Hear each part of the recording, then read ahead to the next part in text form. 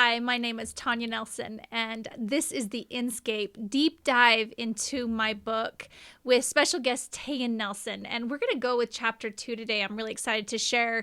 The book Inscape is available anywhere books are sold. So if you're interested, take a look at the journey into the self. And daring to know ourself is the subject we're talking about today. Chapter 2 is really fun because this is the opening of asking the question. We have to ask the question before we ever get an answer. And when we ask powerful questions, we get powerful answers. And I want to start off by the first meditation is talking about the journey to Delphi. And I think it's really fun to look at the history. And you have such a passion for religion and ancient Greek mythology, and a lot of this study is from your passion in this. So give the readers a little bit of background into the journey of Delphi and really the inspiration behind that. Yeah, it was a very philosophical idea in ancient Greece to make the journey to the Temple of Delphi, and obviously it's actually a real place. It's not just It's not just mythological. Does come from an actual temple that has since been, destroyed, but the ruins are still there to visit in Athens, and so there was a lot of historical material to pull from for this kind of research, because we talk about in the very first chapter how inscribed on this temple is the phrase "Know thyself," and that is true. And so the idea was in ancient Greece that politicians and kings and warriors and philosophers would make this journey and climb this mountain to have an audience with the oracle, who would then, prophesize and tell the future. And so it was very inspirational to take this idea of a temple that was built around the idea of knowing yourself, but ultimately in the mythology there was someone else that was telling you this reality and giving you insight into yourself, and hoping that you would then take that and act upon it. But that was the interesting thing about combining this Greek myth of journeying to a temple to meet with an oracle to get answers with the slightly more modern revolutionary era idea of daring to know, because that was the definition of enlightenment, or is a definition of enlightenment according to this philosopher. And so merging those ideas and taking this journey as a more personal conquest, I think was really interesting. And in this chapter, we introduce it as very true to the original myth. And as the story progresses, we start to kind of break that down and modernize a lot of it. But in this chapter, it's really built on the idea of searching for answers. And I think that would be the essence of this myth originally. What I love about using this concept and this history is that, to your point, I think you mentioned this and went into this, and that is that although this is part of history, we use it as part of the Inscape, right? It's part of the meditation of realizing that this oracle is within ourselves, and it takes us asking the question. That's one of the first steps in this meditation, or in the journey to speak to the oracle, is that you've got to have a purpose. You've Right. got to actually be able to ask a question. And it's interesting because sometimes we do pray or speak to ourselves or speak to our friends or search per se in kind of an unknowing, not very intentional way. And so I love this part of it. I think it's crucial to any journey to knowing ourselves, and that is to realize that the oracle is within us, and it's within our Inscape, and that we have to be able to be brave enough to really ask that question of who are we. Mm-hmm. And I think it's a perfect way of really looking at, there is a journey to actually get up to this temple. And yes, that's hard work. And the journey in our lives is always going to represent this, for the most part, I see it happen with myself. I've journeyed myself, and I've seen with my clients that this journey usually ends up that we've we have this first phase of our life of climbing this ladder or checking off the boxes or this program of this is what success or happiness is going to look like. This is what the sense of being is. This is, I'll be valuable enough, or I'll be worthy enough once I get up this hill, right? And I love the parallel and the analogy of this journey, because that's what happens a lot of times for us is we make this journey to get up the hill, and it's a very eerie feeling once we get to the top of whatever that looks like for us, whatever that programming was, whatever that idea of success was, and to realize that we have to knock and still ask what feels like a very beginning question to the journey. And it can feel a little deflating even. So I love this analogy of journeying to this place and realizing, and we talked about it a little bit in our last podcast, which was that this isn't a beginning book necessarily. This isn't about necessarily that journey. This is about once you've already reached the top and now going within and asking a really powerful question. What are your thoughts on that? Yeah, for sure. I think the interesting thing that you bring up there is that the really powerful question throughout the book is, who am I? And that's a really ongoing theme, and I think it was a very relevant thing to the mythology of sort of this story originally, is this idea of identity and how to make decisions and act from that place, like we talked about really briefly in our last podcast. But in this chapter, I think what we do that's interesting is back it up from that really large question into a more manageable or comprehensible idea, which is, what am I searching for? And we talk a lot in this chapter, going into the meditation, but also into your story as well, about reaching this top in a lot of ways. Yeah. And realizing that was never actually the goal, and the outer things were not what you were searching for. And so it continues, what I like about this chapter a lot is it continues to redirect the reader inwards and into a more introspective space to continue to ask that question and maybe find an actual answer rather than the reflection of it in the outer world. Right. And for me personally, and again, I've seen this pattern happen in countless people's lives. I dare say everyone gets the opportunity to reach this space in their life. We've got it labeled as like a midlife crisis or a midpoint.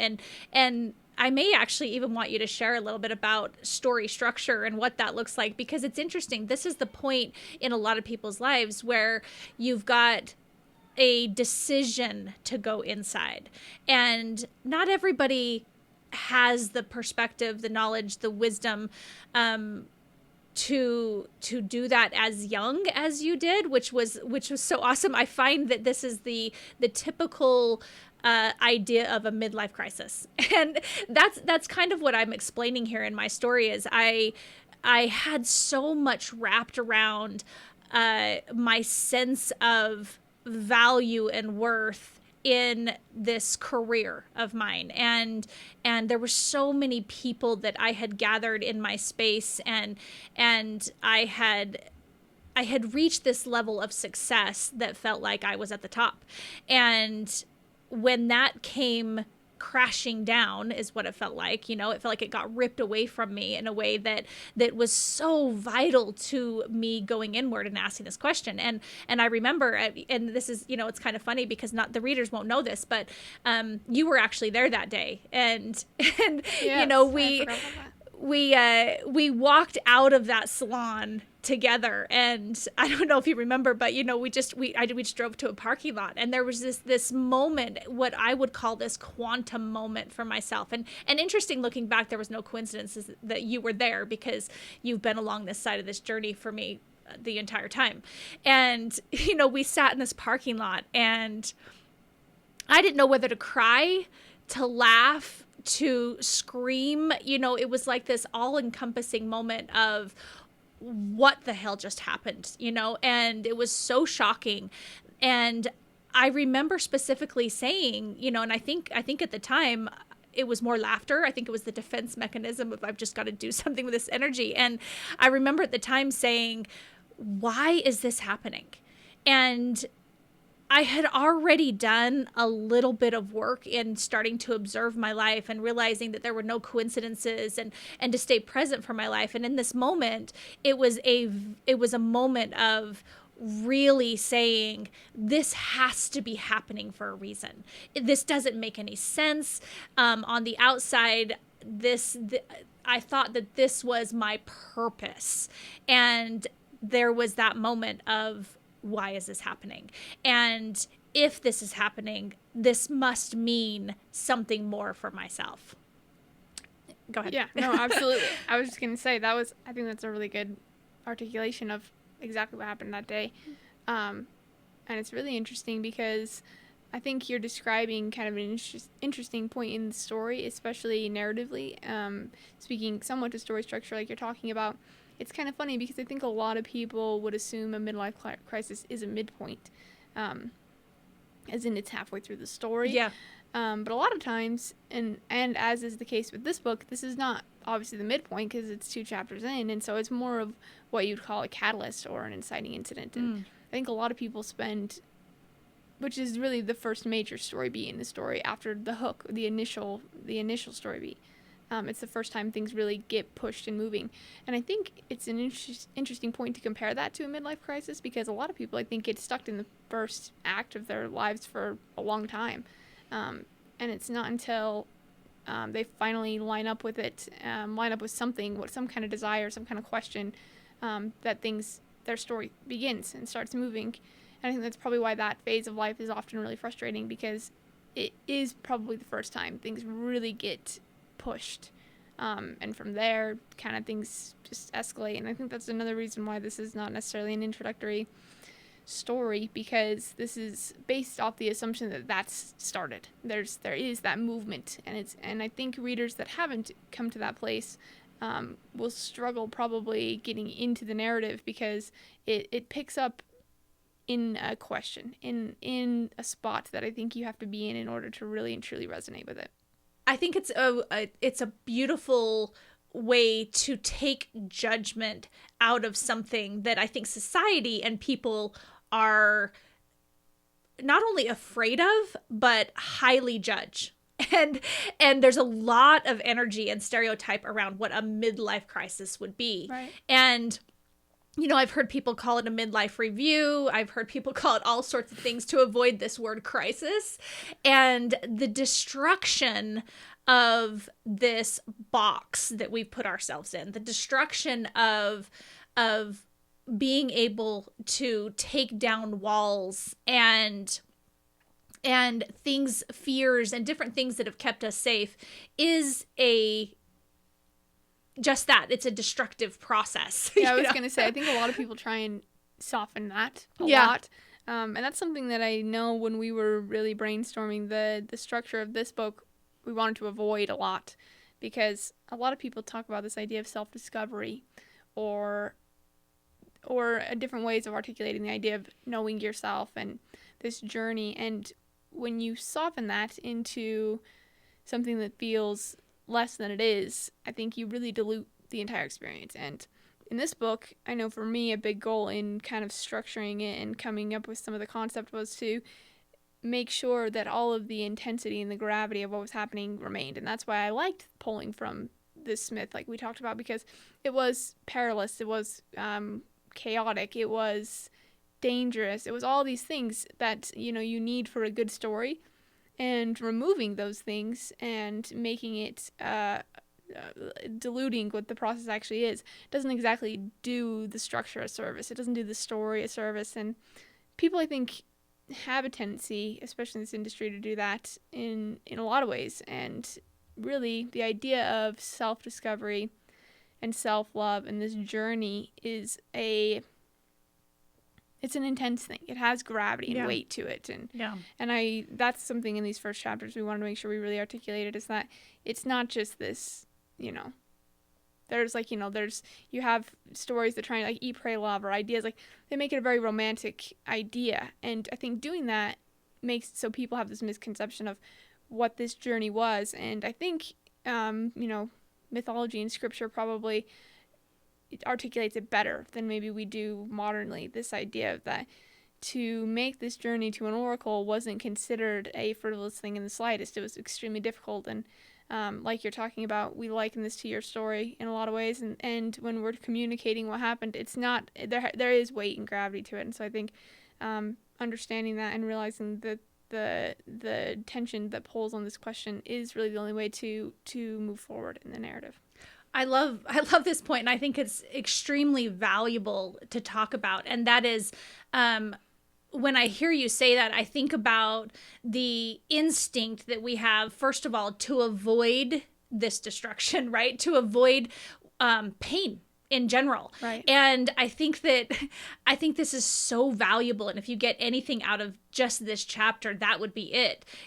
For me, the most valuable thing would be that the pain and the destruction and the journey is the gift. And that is part of being able to stretch and grow and expand. And I know that 100% of my clients, well, I'll say 90% of my clients, when they come to me, to your point, as they pick up this book or when they come to me, it's usually this catalyst of this, destruction. And there's always something that is starting to push them forward. And life has a way of doing that. We have a way of creating our own destruction or our own worst fears. And that is not something to be avoided, and so many times I think that there are a good majority of people who believe that they are successful or they have arrived in some way if they avoid pain or if they avoid these hard things. And it's just so interesting because there isn't any hero or mentor or guru that you could find, anybody who is truly successful that has avoided pain or that has avoided this part in their journey. And so moving into pain and moving into destruction and hard things and fears and judgments, and that is the work, to your point. And glorifying that or romanticizing it may do it a little bit of it may not be in alignment for what it really feels like, because it is a messy, hard process. Yeah, it makes it unrecognizable. Yeah, in good stories point. Also, I think it decreases the value of how much this should resonate with people, because it doesn't feel anything less than intense and gravity when you're in it. Yeah, good point. I have a couple of clients that I work with that have learned this in their lives. And I think that you fall into this category because, again, we've kind of talked about how your journey has moved quick and obviously not done. And it's fun to see, what that's going to end up looking like as we move along. But I have a couple of clients that intentionally and consciously know this about life and that will move into these hard things, I'll say, their fears, their judgments, and consciously actually create or line up with the movement and the choice to actually move into these moments of their life. Not many people are like this, but I do know a few that are very conscious of moving into their fears and creating their fears and creating things in their lives that really expand themselves. And I know for you've actually experienced that as well. Yeah, for sure. I think there is a consciousness that comes with it that you start to intuitively recognize places. I think it comes from people want different things out of life also. And if your only goal is to just stay safe and comfortable, then you're not going to push into those things, and nor should you, because that's not going to get you that result, and there's no right or wrong to it. But if your goal is to